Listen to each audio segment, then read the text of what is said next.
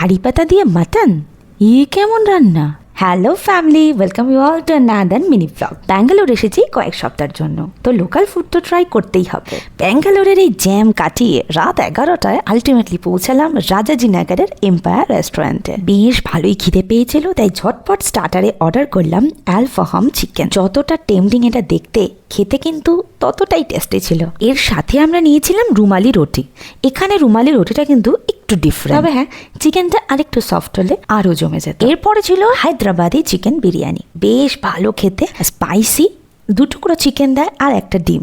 তবে হ্যাঁ, তোমরা যদি খুব বায়াসড হও কলকাতা বিরিয়ানির ওপর, তবে কিন্তু এটা এনজয় করতে পারবে না, কারণ এটা একদম different from our Kolkata style chicken biryani. তবে এটা চোখ কান বুঝে দারুণ খেতে ছিল।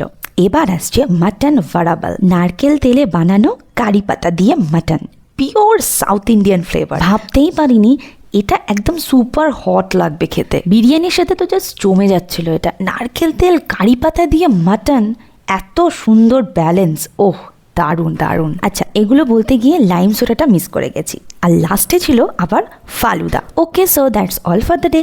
চলো আবার কিছুদিনের মধ্যেই আসছে নেক্সট খাবার দাবারের ভিডিও নিয়ে।